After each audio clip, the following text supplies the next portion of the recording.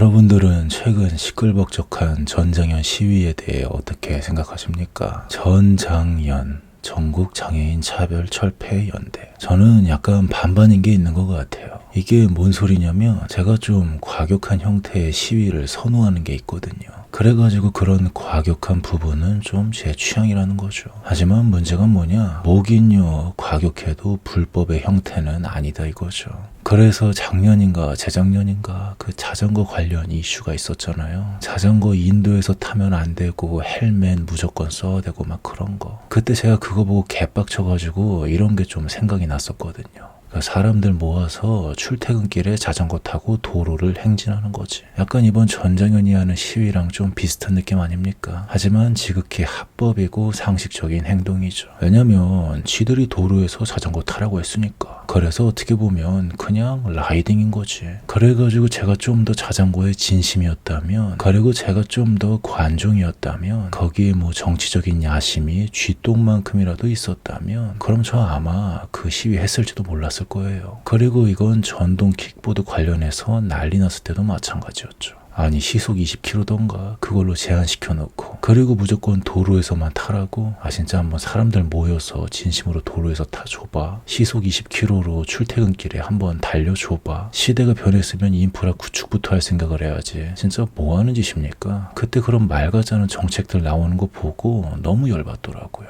그래서 이 나라 대가리들이 하는 짓을 보면 뭔가 과격한 생각이 안 날래야 안 날 수가 없는 거라죠. 그래서 전장현의 시위에 대해 과격한 방법은 공감한다는 거죠. 하지만 좀 더 합리적이고 상식적일 수는 없나, 이런 아쉬움이 더 큰 게 사실이었죠. 분명 저렇게 떼를 쓰는 형태가 아니라 지극히 자연스러우면서 상당한 피해를 주는 방법이 있었을 거라고. 그래가지고 최소 그런 형태의 시위가 먼저 나온 다음에, 그러고도 자꾸만 윗대가리들이 관심도 없고 쌩을 까면, 그럼 그때 때를 쓰는 게 더 반감을 안 샀을 것 같다는 거예요. 뭔가 그 순서가 되게 좀 그랬어. 무엇보다 왜 시기가 하필 지금이냐고. 아니 사람이 먼저라고 한 문재인한테 진작에 말했어야지. 그 양반 임기 다 끝날 때 이러고 있는 건 또 뭐냐고. 그래가지고 결국 정치적으로 이게 갈리는 바람에 정말 해결하긴 해야 될 사안이 개판, 똥판 난리가 났잖아요. 근데 또 한편으로는 일부러 그런 난장판을 유도한 것 같기도 해. 왜냐면 아예 돈이 많았으면 뭘 못했겠어. 나라에 돈이 없으니까 하고 싶은 거 다 못하는 거지.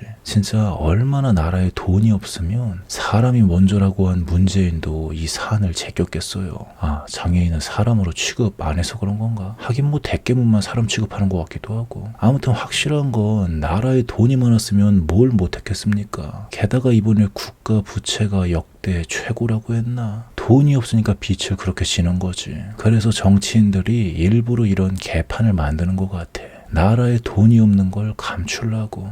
돈이 없어서 그건 못해. 이러면 폼이 안 나잖아, 폼이. 안 그렇습니까? 그러면서 또 한 가지 흥미로웠던 부분이 뭐냐면, 드디어 우리나라의 진보와 보수가 제대로 갈릴 것 같다는 거예요. 물론 뭐 지극히 개인적인 생각이지만 이게 뭔 소리냐? 솔직히 지금까지 진보와 보수가 어디 있었습니까? 보수라고 하는 새끼들은 맨날 안보팔인만 할 줄 알지. 강제징용, 독박징용된 국군 장병들한테 뭐 제대로 챙겨준 게 있냐고. 그저 공짜로 부려먹는 노예 취급이나 했지. 아니 오히려 문재인 대 군인 인권이 제일 좋아졌어. 내가 진짜 이 부분만큼은 문재인 인정한다니까. 이명박 환승정책 다음으로 박수 쳐주고 싶은 부분이야. 그리고 진보는 맨날 빨갱이 논란이지, 빨갱이. 뭐 좋은 취지 같은 게 있어도 항상 빨갱이 논란 때문에 난장판이 난다니까. 그래서 진보와 보수가 서로 박터지게 싸워도 모자란데, 그리고 그렇게 서로 싸우면 싸울수록 이래저래 보완되고 하면서 사회가 발전해야 되는 건데, 근데 그 판에 빨갱이가 계속 껴있다 보니까 이게 발전이 안 되고 계속 개판이 된 느낌이라는 거예요.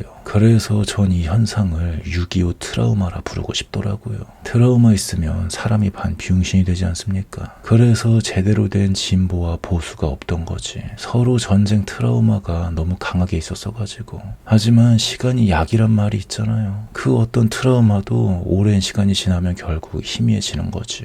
그래가지고 그게 이제 좀 그런 때가 되지 않았나 싶은 느낌. 그리고 그걸 상징하는 게 전 윤석열이라 본다는 거죠. 왜냐면 전통적인 보수의 사람이 아니잖아. 이건 김건희 녹취록만 들어봐도 충분히 알 수 있는 거죠. 무엇보다 애초에 문재인이 믿고 임명한 사람이었다고. 그래서 윤석열은 뭔가 빨갱이 트라우마가 없는 느낌이야. 그러면서 왼쪽에서도 요즘 내세우는 사람들 보면 고민정, 박지원 이 사람들한테도 빨갱이 냄새 아예 안 나잖아요. 근데 임종석 봐봐. 뭔 냄새가 진동을 했는지. 하지만 고민정, 박지원은 전혀 그런 냄새가 안 나죠. 그럼 무슨 냄새가 날까요? 어떤 냄새긴요? PC 냄새가 많이 나죠. 그래가지고 이제야 좀 진보와 보수의 포지션이 좀 제대로 자리를 잡아가는 건가 싶은 생각이 들더라고요. 그래서 이번 전쟁현 시위로 편이 갈리는 것도 보면 분명 오른쪽 같았는데 장애인 시위에 더 공감하는 사람이 있고 확실히 왼쪽인데 이건 아니지 하기도 하잖아요. 이런 사람들이 앞으로 더 제대로 자리를 잡아갈 것 같다는 거죠.